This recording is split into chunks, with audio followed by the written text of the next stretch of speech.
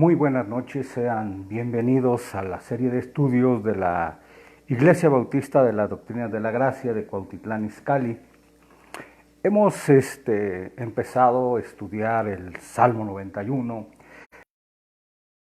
Vamos a continuar con el tema de ayer y vamos a tratar de desmenuzar este hermoso salmo, el cual, como comentábamos, es uno de los salmos más de la Escritura y más confortantes, de más esperanza para los creyentes en estos tiempos que estamos viviendo. Empezamos el día de ayer viendo y reflexionábamos a la luz de las Escrituras y tratamos de entrar en diferentes temas porque es de lo que tratamos explicarlo y sacar el mejor provecho para cada uno de nosotros. Vimos las situaciones de peligro en el tiempo que fue escrito, decíamos que fue escrito en el tiempo de pandemia, de cólera, y que este salmo ha servido para beneficio de muchos. Antes podemos refugiarnos, podemos andar confiados en la sombra de muerte. Dijimos que históricamente ha sido usado por los creyentes como la mejor medicina divina en todo este tipo de situaciones, plagas, epidemias, pestes, mortandad, y que ha sido la mejor medicina para los hijos de Dios. Hicimos también una separación entre los que confían en Jehová, el Dios eterno, el Dios que hizo los cielos, el creador y sustentador de todas las cosas, el que tiene existencia propia, el que no necesita de nada ni de nadie. Estamos hablando del Dios eterno, el que no tiene principio ni tiene fin, el que es el alfa y omega, el Dios que hace todas las cosas para su propia gloria. Dijimos que los creyentes de todas las épocas han reconocido, creído y proclamado a este Dios de las Escrituras. Le han reconocido como el creador y soberano del universo, como el sustentador y gobernador moral. Por lo tanto, también enseñamos que nada puede acontecer sin la voluntad de este Dios, incluso el destino final de los hombres y todas sus formas de salir de este mundo. Algunos entonces preguntarán, si es así,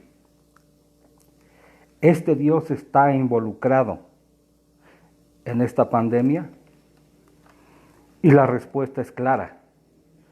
Dejemos que el mismo Dios conteste ahí en Deuteronomio 32:39. Ved ahora que yo soy, y no hay dioses conmigo.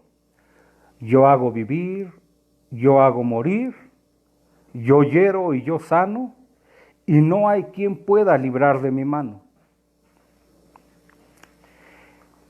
El mismo Dios está contestando.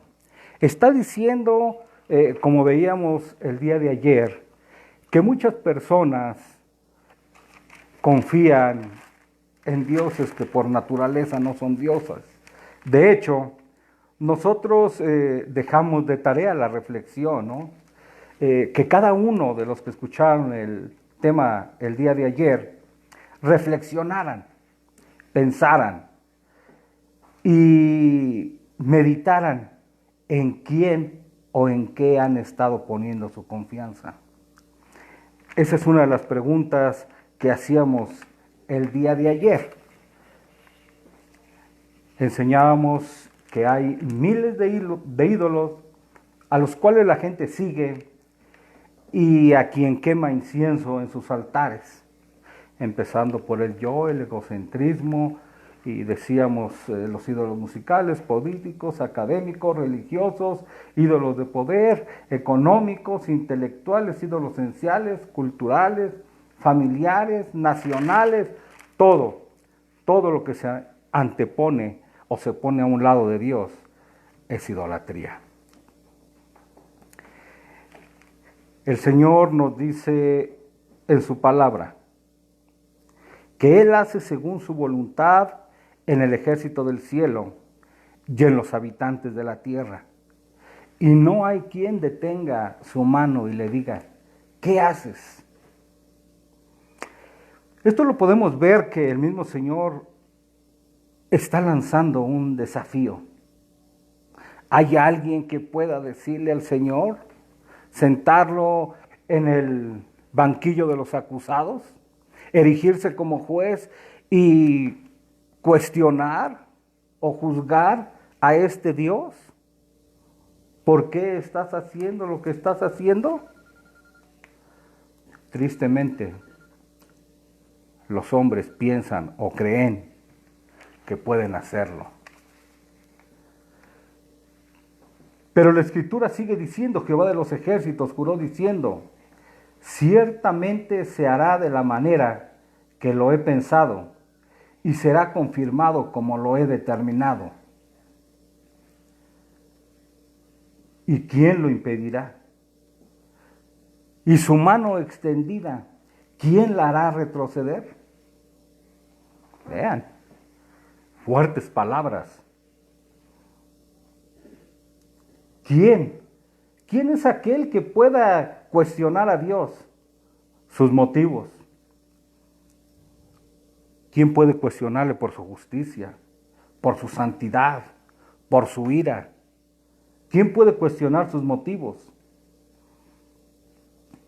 Pero más aún, está diciendo, ¿y quién lo impedirá? ¿Alguien tiene la fuerza, el poder para parar su mano? ¿Para hacerlo retroceder? Por supuesto que no. Todos los creyentes sabemos, aceptamos, entendemos y estamos de acuerdo con este Dios. De hecho, nuestra oración siempre es, sea hecha tu voluntad o hágase tu voluntad en el cielo y en la tierra, porque tú eres Dios, tú eres Señor, tú eres el Rey de Reyes y Señor de Señores, tú eres soberano, tú eres Dios. Es un gran tema. Hace mucho predicábamos dejando que Dios sea Dios. Esto es lo que está en boga el día de hoy. No creer en este Dios soberano. Hablábamos y decíamos entonces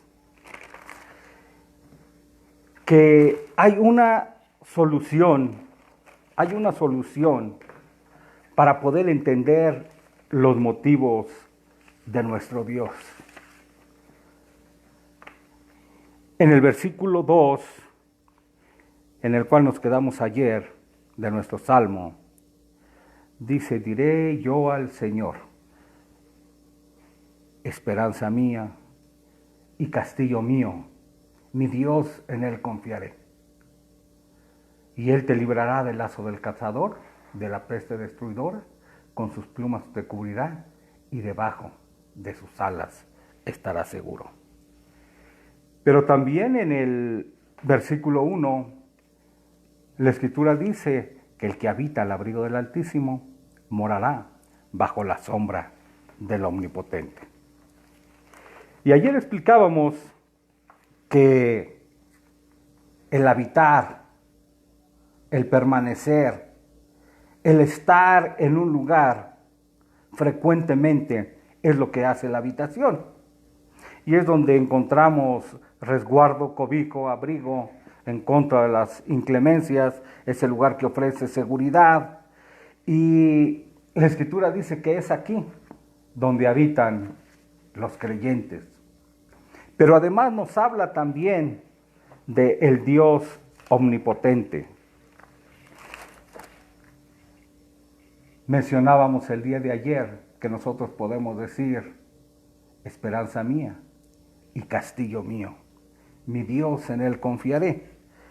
Hablábamos de la seguridad que tenemos cada uno de nosotros los creyentes de poder clamar a Dios.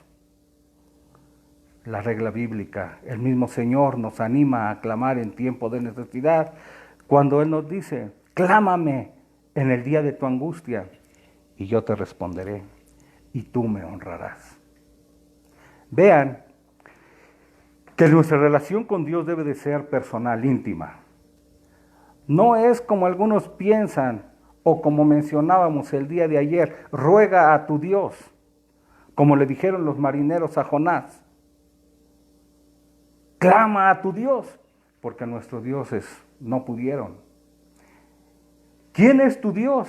Y él empezó a decirles, a instruirles, a dar a conocer a este Dios en el cual nosotros creemos y en el cual también queremos que todos ustedes conozcan. Es el Dios de la Escritura, el Dios desconocido para muchos, el Dios ignorado en muchos púlpitos aún llamados cristianos. La Escritura nos dice, amístate ahora con Él y tendrás paz, y por ello te vendrá bien. Así dijo Jehová, no se alabe el sabio en su sabiduría, ni en su valentía se alabe el valiente, ni el rico se alabe en sus riquezas, mas alábese en esto el que se hubiere de alabar, en entenderme y conocerme que yo soy Jehová. Nosotros sabemos que necesitamos el conocimiento de Dios, no solamente el conocimiento teórico.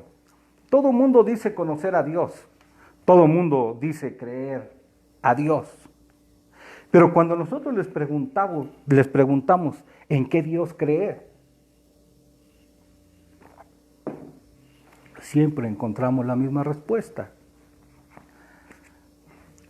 La mayoría de las personas que nos dan respuesta, que dicen creer o conocer en Dios, siempre nos hablan de un Dios bondadoso, de un Dios de amor, de un Dios servicial, de un Dios utilitario, del Dios que está para mi servicio, del Dios que está para mi ayuda, del Dios el cual incluso muchos llamados cristianos vemos detrás de sus carros, que lo despojan de su señorío, de su gloria, y simplemente lo ponen, Dios es mi copiloto. El Dios Todopoderoso ha sido desbancado, o creen que lo pueden utilizar, que lo pueden desbancar, y este es el error que vive la humanidad en este tiempo. Pero los que habitan bajo la sombra del Omnipotente conocen quién es este Dios, se esfuerzan por conocerle. La Escritura nos dice que tenemos que buscar, que tenemos que acercarnos a Dios, que tenemos que conocerle con una relación íntima. La Biblia nos invita a cada uno de nosotros a escudriñar, a conocer a este Dios que se revela por medio de las Escrituras. Es la Escritura la que nos dice escudriñad las Escrituras, porque ellas son las que dan testimonio de mí, y en ellas encontraréis la vida eterna. Tenemos la necesidad de este Dios. Debemos de conocerle quién es, someternos a su autoridad, vivir bajo sus preceptos y mandamientos, dejar que sus mandamientos regulen todos los detalles de nuestra vida, y entonces encontraremos la vida eterna. Cualquiera que quisiere hacer su voluntad puede conocerle. La Escritura dice que el pueblo que conoce a su Dios se esforzará. Vemos entonces que en tiempo de crisis nosotros podemos morar bajo la sombra del Omnipotente. No es posible imaginarnos un refugio más hermoso, más fuerte, que brinde más protección que la propia sombra de Jehová. Allí donde está la sombra del Omnipotente, y por tanto los que moran en ese lugar secreto serán resguardados por él. Tenemos un hombre llamado Pablo, un hombre que ahí en 2 de Corintios 11, 23, 28, vemos cómo fue su vida, cómo fue una vida, para muchos dirían, de sufrimiento, una vida de desafíos, una vida en la cual él, al estar en los últimos días en una prisión, en una cárcel, condenado a muerte, con unos grilletes en sus pies y con unos guardias a sus lados, pudo escribir: gozaos en el Señor. Y otra vez os digo que os gocéis. Nosotros podemos preguntarnos, ¿qué es lo que le hizo a ese hombre escribir esas palabras, estar con esa plena confianza? Y la respuesta es que él habitaba al abrigo del Altísimo y que él moraba bajo la sombra del Omnipotente. La vida de Pablo la encontramos ahí en 2 de Corintios 11, 23. Dice: en trabajos más abundante, en azotes sin número, en cárceles más, en peligros de muerte muchas veces. De los judíos he recibido 40 azotes menos uno. 3 veces he sido azotado con varas, una vez apedreado. 3 veces he padecido naufragio. Una noche y un día he estado como náufrago en alta mar. En caminos, muchas veces.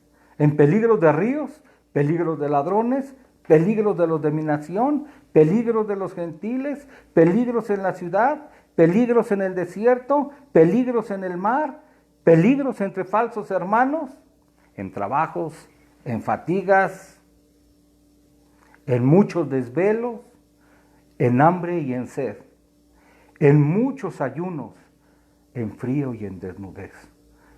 Y además dice de otras cosas, la carga que se agolpa cada día sobre mí, la preocupación de las iglesias.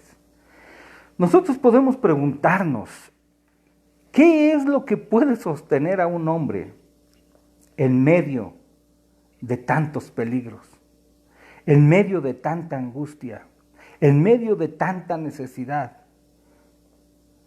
Y la respuesta es la misma. Él moraba bajo la sombra del Omnipotente. Esto es lo que sostuvo a Pablo bajo sus presiones. La respuesta que él nos da es que él tenía un conocimiento vital del carácter de Dios, de la obra, de la naturaleza, de los caminos de Dios. Era guiado por el poder del Espíritu Santo. Su vida estuvo caracterizada por el poder de la verdad.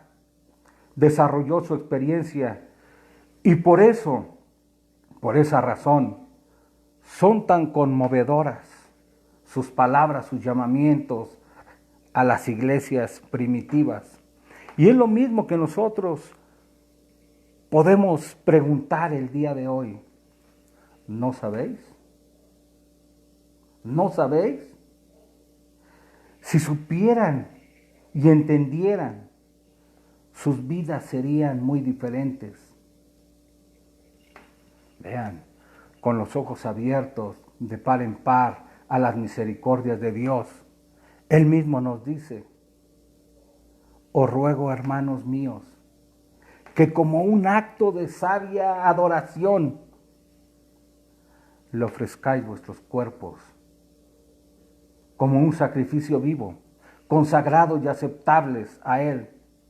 No dejen que el mundo que os rodea les oprima o los moldee a su forma, sino dejad que Dios vuelva a moldear vuestras mentes para que puedan demostrar, para que puedan poner en práctica el plan de Dios para vosotros. Lo que Pablo sabía es que este Dios eterno, este Dios omnipotente, este Dios poderoso, dirigía y controlaba el universo y el destino de cada uno de sus habitantes. Nosotros vemos y hablamos de la omnipotencia de Dios, que es lo que nos enseña. Morará bajo la sombra del omnipotente.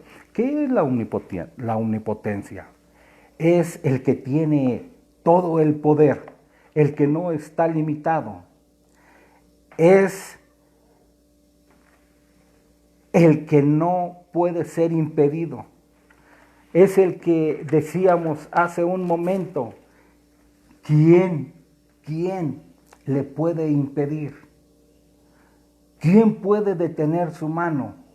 ¿Quién la puede hacer retroceder? Y la respuesta es nadie. No hay un poder como el poder de nuestro Dios. El Dios del cielo, el Dios que gobierna, el Dios soberano. Dice también en el versículo 3 que Él te librará del lazo del cazador, de la peste destruidora. Y luego habla también que con sus plumas te cubrirá y debajo de sus alas estarás seguro. Aquí el cazador siempre es el diablo. Por eso es que los creyentes cuando oramos decimos, y líbranos del mal, y no nos dejes caer en tentación.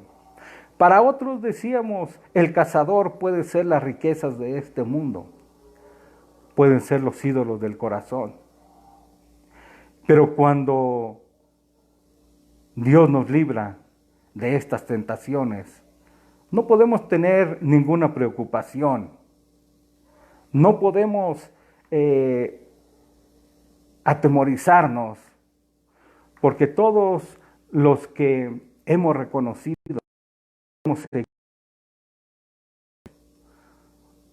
podemos reclinar nuestras cabezas en su hombro y decir, Él me ha librado del lazo del cazador. Pero también es una promesa que de la peste destructora.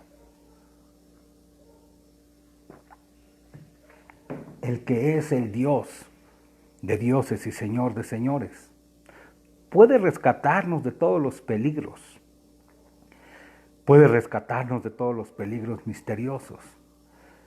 El que es inmortal, el que es eterno, puede redimirnos de las enfermedades mortales.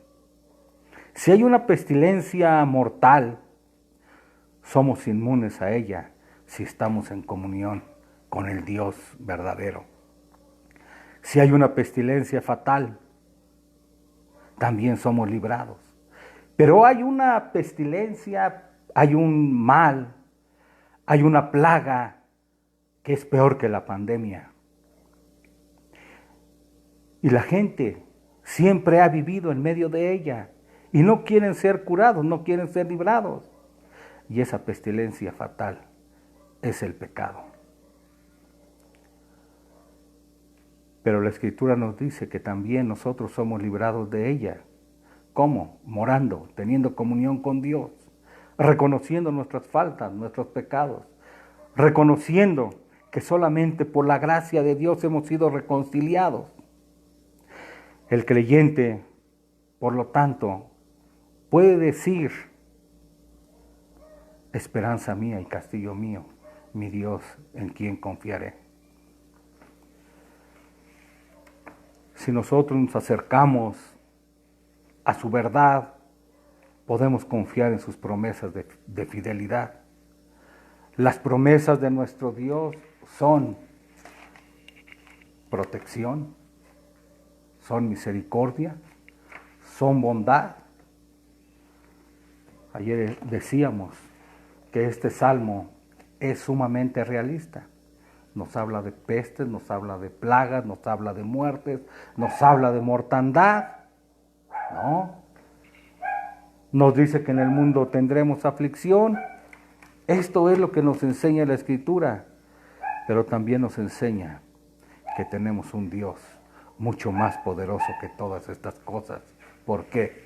Porque ese es el Dios, ese es Jehová de los ejércitos, ese es nuestro Dios.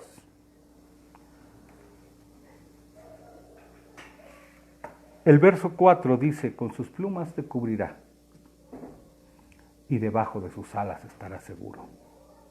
Escudo y adarga es su verdad. ¡Qué promesa!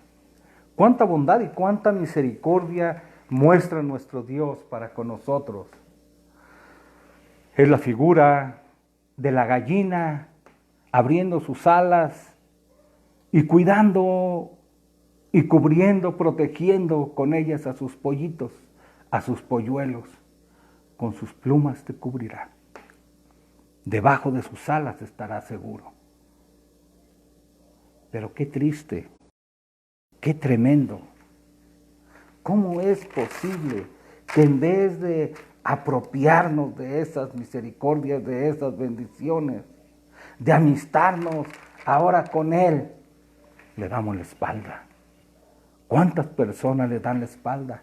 Es el reclamo de nuestro Dios. Jerusalén, Jerusalén, ¿cuántas veces quise juntarte como la gallina junta sus polluelos y no quisiste? ¿Cuántas veces las misericordias de Dios son nuevas cada mañana y las personas simplemente no las quieren, las rechazan? Ahí en Isaías 5:4, hablando de la viña, el Señor preguntaba, ¿qué más puedo hacer por mi viña que no haya hecho en ella? Vean, una queja de Dios es, ay de ellos, pues de mí se han alejado, y sobre ellos vendrá destrucción, porque contra mí se han rebelado. Y ahí en Jeremías 6:16 dice, así dice el Señor, paraos en los caminos y mirad, preguntad por las sendas antiguas, cuál es el buen camino, y andad por él, y hallaréis descanso para vuestras almas. ¿Pero qué dijeron? Dijeron, no andaremos, no queremos. Esta es la tristeza de la humanidad, que no quieren la protección, no quieren la misericordia, no buscan a Dios. Al contrario, se alejan y quieren vivir alejados y sin Dios. Les dejamos de reflexión. ¿Qué tan alejado? ¿Cuántas veces ha rechazado a este Dios que no quiere la muerte del pecador, sino su arrepentimiento? ¿Cuántas veces, cuántas misericordias, cuántas bondades? Nuevas son sus misericordias cada día que te concede la vida, el aire que respiramos. ¿Cuántas misericordias has rechazado? Oremos. Señor, te damos gracias una vez más por tu palabra, porque ella es viva y eficaz.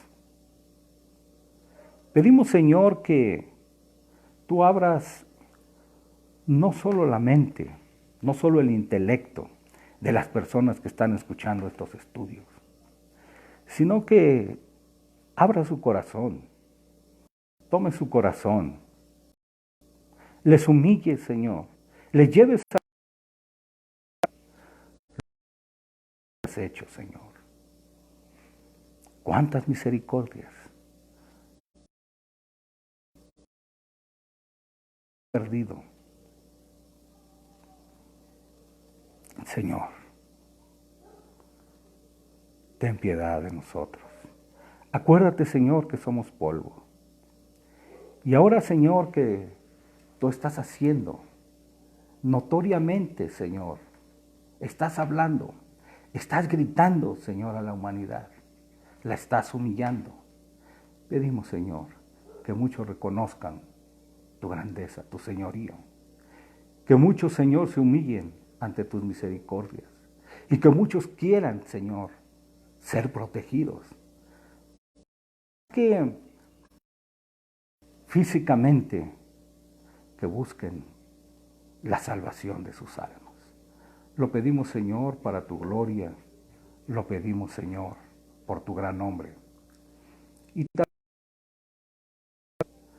para poner en tus manos nuevamente a los médicos, las enfermeras, todos los doctores, Señor, y todos los encargados en la salud de nuestro país, que dirija, Señor, a nuestros gobernantes, que les dé sabiduría, que les des temor, que les dé sensatez, y que obren, Señor, conforme tú les dictes, Señor, y les mandes. Te damos las gracias, Señor, por todo en el nombre de tu Hijo. Amén. Les invitamos para que a través de la propia página, si ustedes tienen dudas, tienen algún comentarios que quieran hacernos llegar, les invitamos para que nos los hagan llegar y les estaremos contestando, respondiendo a la brevedad posible. Gracias por su atención y les esperamos el día de mañana.